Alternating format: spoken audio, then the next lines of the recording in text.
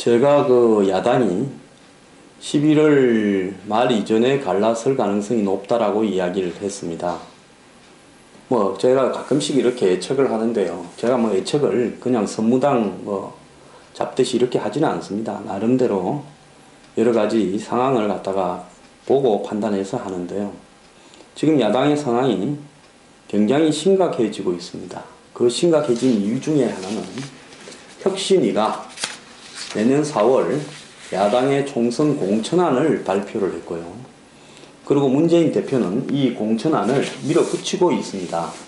이런 상황에서 지금 야권의 비주류들은 이 공천 혁신안을 완전히 거부하는 쪽으로 나서고 있기 때문에 야권 전체가 내년 공천을 통해서 서로 죽고 죽이는 무한 게임에 지금 돌입한 양상입니다. 그러면 야권의 그 문재인 대표의 혁신이 김상곤 전 경기도 교육감이 발표한 혁신안이 도대체 뭐가 문제가 있는 것인지 이야기를 좀 해보겠습니다.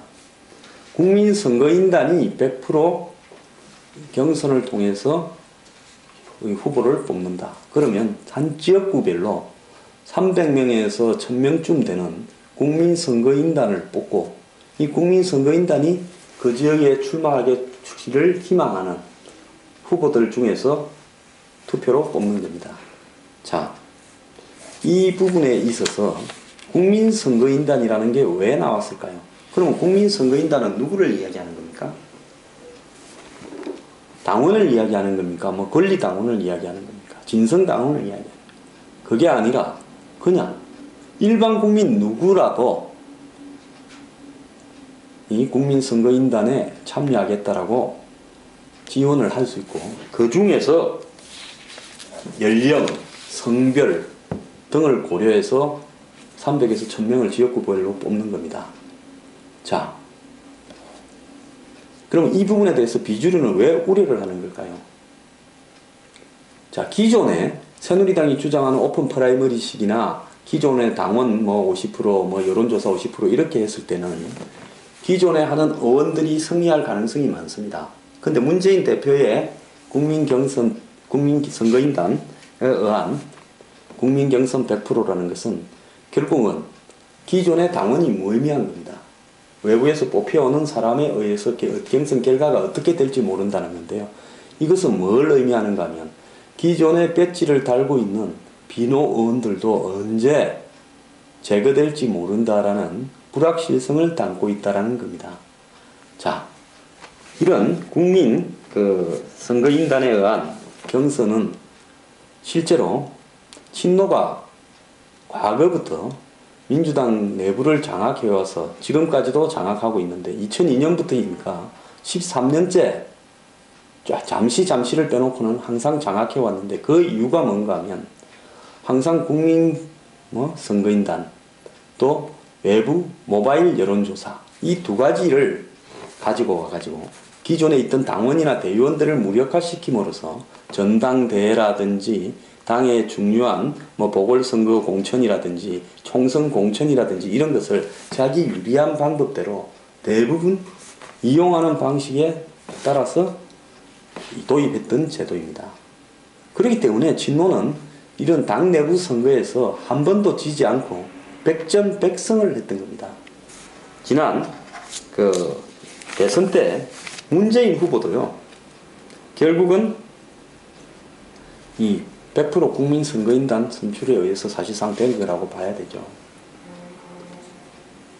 그래서 이 문제는 당헌에 따르면 당헌 당규에 이 민주당의 뿌리는 당원에 의해서 모든 것이 운영되고 좌우된다. 이렇게 되어 있는데 기존의 당원이나 대의원이 무의미해지는 즉 외부에 누가 뽑힐지 모르는 그런 외부 선거인단에 의해서 국회의원을 공천한다라는 이야기입니다. 이번에 보니까 머리를 좀 써서 여론조사는 싹 뺐는데요. 여론조사를 빼더라도 자, 국민선거인단을 여기 영등포구에 모집한다면 한 5,000명 정도가 몰려들어서 이렇게 합니다. 그러면 친노와 비노 사이에 사람을 동원해서 5,000명이 아니라 한 5만 명, 경우에 따라서 10만 명쯤 등록을 할 수도 있겠죠. 동원할 수 있는 능력을 가진 사람이 누구겠습니까? 친노가 훨씬 뛰어나기 때문에 결국 국민선거인단에 최종적으로 뽑히게 될 사람의 선거인단의 숫자에도 기존에 후보가 많았다면, 참여하기를 원하는 지망자가 많았다면 거기에서도 그 확률이 그대로 뽑힐 거 아닙니까? 즉 나는 여기에서 5,000명밖에 동원하지 못했는데 상대가 5만 명을 동원했다면, 거기에서 국민선거인단을 뽑는다면 그 선거인단 안에서 숫자에도 결국은 동원을 5만 명 하는 사람이 훨씬 유리하겠죠. 즉 모바일로 하는 부분을 필드로 갖고 와서 끌어모으겠다라는 것이 지금 친노의 전략인데요. 이 부분에 대해서 비노는 거의 감당이 불가할 겁니다.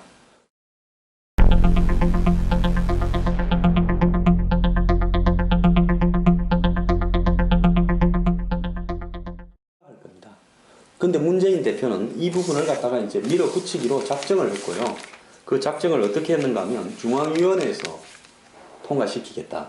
중앙위원회에서 통과시키면 당에서는 사실상 확정되어 버린 겁니다. 그래서 중앙위원회는 친노가 많기 때문에 통과가 될 거예요. 근데 만약에 중앙위원회에서 통과 안 되면 본인은 그만두겠다 했답니다. 근데 그건 의미가 없는 이야기고, 중앙위원회에서 통과가 되면 그 다음에 넌 또 전체 국민들에게 자신의 또 합의를 묻겠다. 자신에 대한 재신임을 묻겠다. 대표로서. 그래서 그 재신임을 어떻게 묻느냐.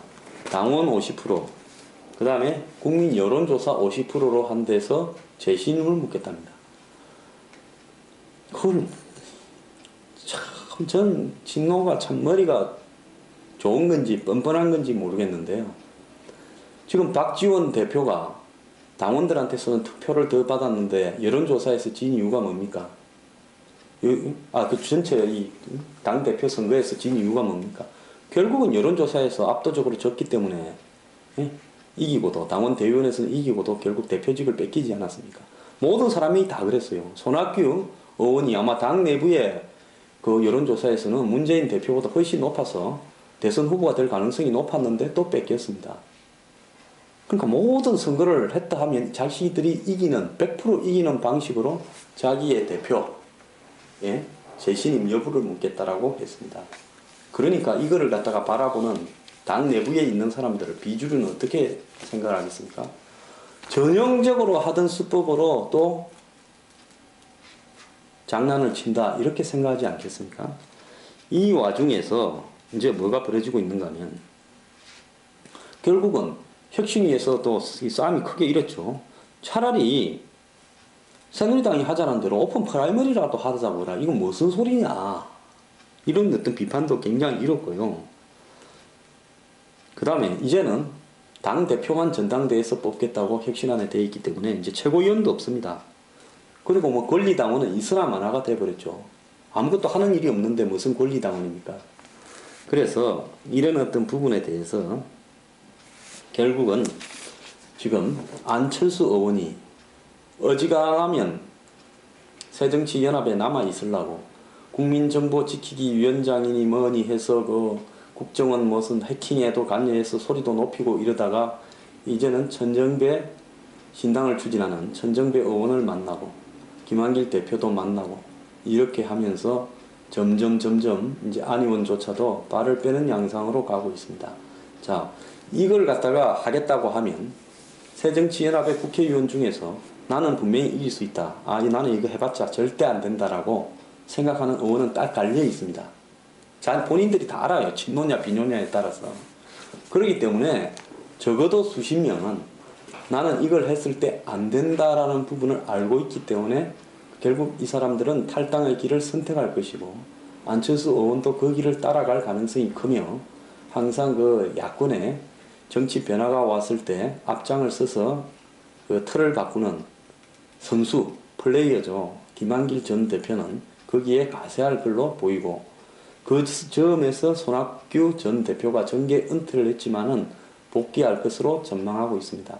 야권의 이제 싸움은 이제부터 시작이 되는 겁니다. 그래서 제가 혁신이 최종적으로 통과될 시점이 갈라지는 시점이라고 몇 달 전부터 이야기해 왔던 겁니다.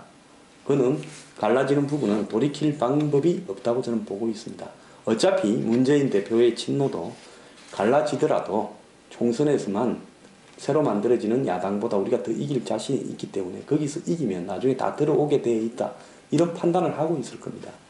그래서 야권의 분열은 기정사실화가 되었다라고 봐야 됩니다.